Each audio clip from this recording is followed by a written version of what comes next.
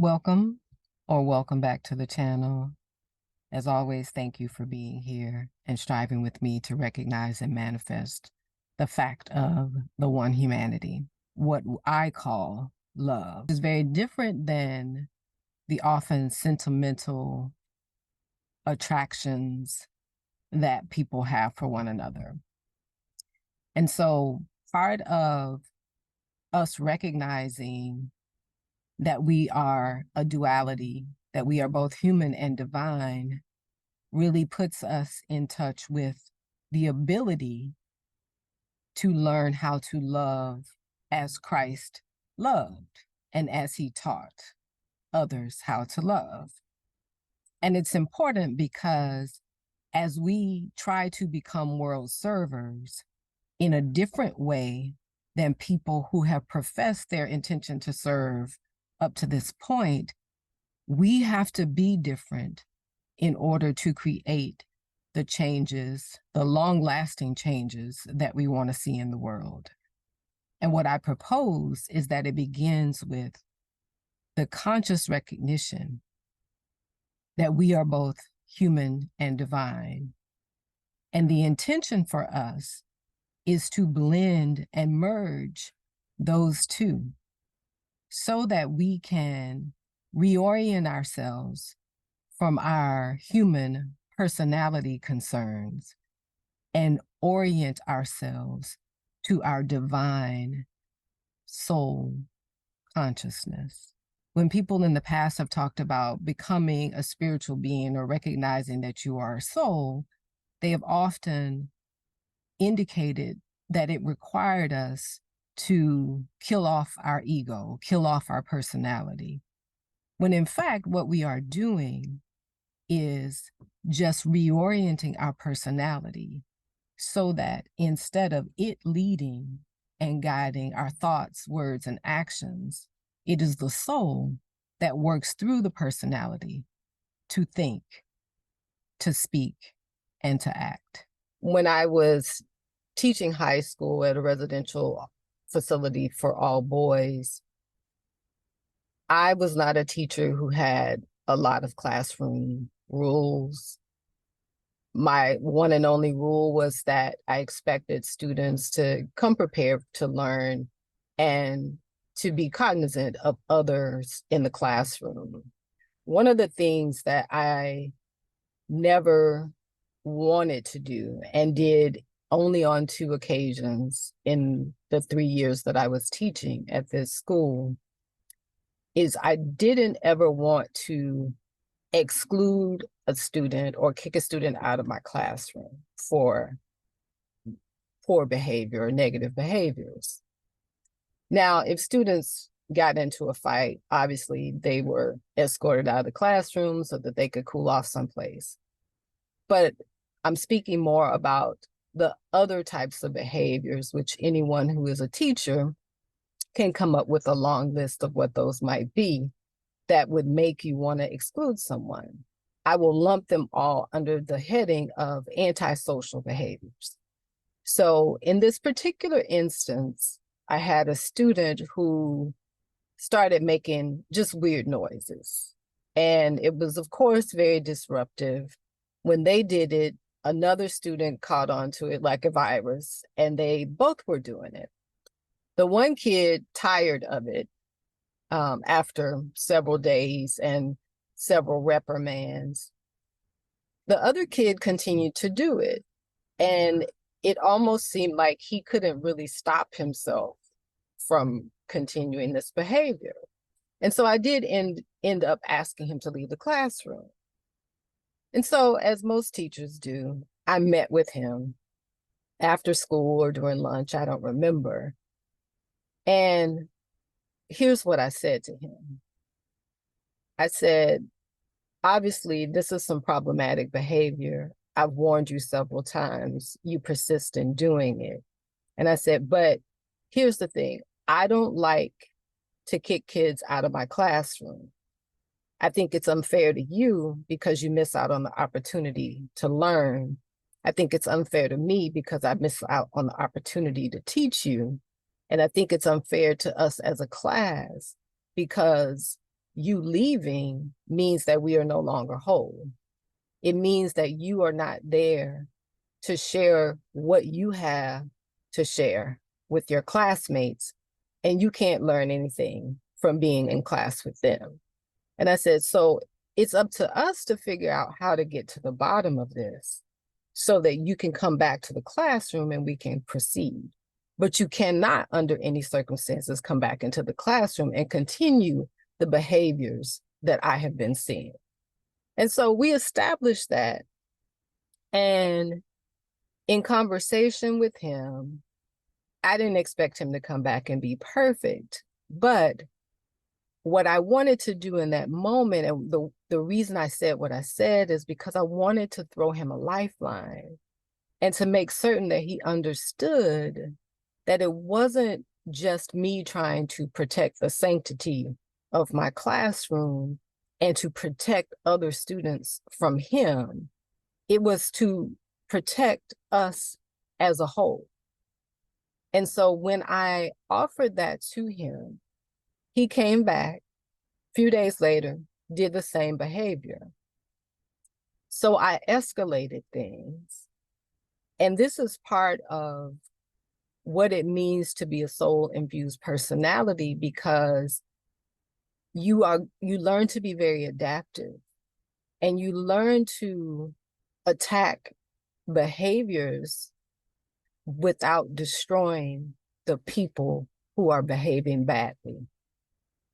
And that's a very important difference, because I think often what we see and hear now in our society is that some people are convinced that the only way forward is if a state decides to secede from the union, or we have to get rid of quote unquote bad apples, or we have to basically imprison people for a host of bad behaviors, antisocial behaviors, and let them rot there.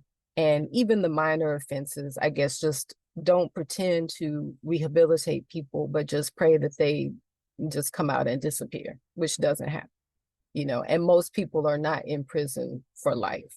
So they do come back into society.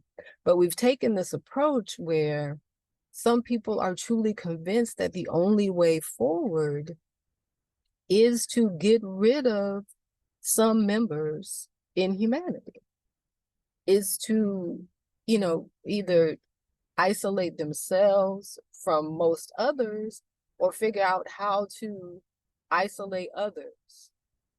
And so I think it's important to know why only becoming conscious of ourselves as both human and divine, and really reorienting ourselves so that we think, speak, feel, relate as souls to other people is the sustainable answer to all world problems, all relationships. It is imperative for us to get that. So back to my student. He returned to the classroom. He did the same thing. So my next move was to host an intervention with several other students in that classroom. I talked to each one of them and asked them if they would be willing to do it. And that's what we did. I was not able to achieve what I'll lay out for you in a moment by myself, but because of the approach I took, it allowed me to recruit others who could assist me in moving this person from the continued isolation that they were putting themselves in by their antisocial behaviors, so that they could rejoin our group. And of course, if you've worked with teenagers, it's very hard to force them to do anything. But I do believe that there is a necessary pressure, but it has to still come from this place of believing and seeing that that person also has the duality that we have ourselves. That person is also human and divine. That person, as a student, my goal was to put that person in touch with his own soul. so that he could then learn to regulate himself, not only for his betterment, but for the betterment of our classroom as a whole. And so our little intervention, he refused to attend. So he had a few days where he was not allowed to come back into the classroom until he agreed to this conversation, because we had to do something different. So he finally gave in. He came, and his fear was that his peers would simply talk bad about him, talk down to him, whatever. I got all that. And I said, but you have to listen, because you have to know the impact that your behaviors have on other people. And I said, and you'll have an opportunity to speak. I said, but first you have to listen. So he finally agreed to come. And I was so proud of these 3 students. They were not students who necessarily always got things right. They themselves were not angels, but the way they handled themselves and the way that they gave, I think, very compassionate feedback, just teenage boys, made me very proud. And so after that intervention, here's what happened next. He returned to class. Our class was reading 12 Angry Men, the play. And he ended up finding a character. The character in the play, I can't remember if it was Juror 9 or 3, but it was the one who really wanted to see the person arrested go down for this crime. And so he gets loud in the play, and, he has a lot of anger that he gets to express out. So one day I happened to assign him to read that role. And he read it like he had been training on Broadway, for half of his life. And it brought the play to life. The other students celebrated him verbally. They laughed when they were supposed to laugh. They patted him on the back. They gave him all of this genuine love and kudos for showing up in that way. A few days later, as students are writing the answers, questions I posed, and writing essays in response to what we had learned up to that point for the play, he voluntarily went and helped other students find passages that could support their arguments, or know where in the play to find the answers that they were seeking. And all of that came about simply because I recognized that my classroom would not be a better place simply if I got him out of it, but that we could be whole if I learned how and knew how to love him. I knew that loving him would bring him back into the fold. And we can say that love is the attractive force that reaches out from one soul to another soul, from one spark of divinity to another spark of divinity, in order to heal them, in order to transform them, in order to lift them to a higher level of consciousness for themselves. And that is what, when we commit to becoming soul-infused personalities, it allows us to do in all of our relationships, in all of our workplaces, in all of our communities, in all of our nations. It is the only way forward. It is the only way to create sustainable change in the world. And it starts with each one of us simply recognizing our own divinity and learning to orient ourselves to that, so that that level of consciousness can permeate our being. It can show up in our relationships, wherever we find ourselves. But it was wonderful to be able to see that come full circle with this student. Those voices were annoying, and the old me would not have had the patience, the compassion, or even the wisdom to be able to find a way forward, so that rather than simply biding my time and waiting on the school year to end, I could actually create space so that he could see for himself how important he was as a member and a part of this class, and how he could choose for himself not only to return to class, but to return to class and want to give of himself the things that he had in him to share, to make the whole better, to make our class better. And we ended the school year without any more issues. Now, I don't know if that type of transformation for him was permanent, but he at least got to experience it temporarily.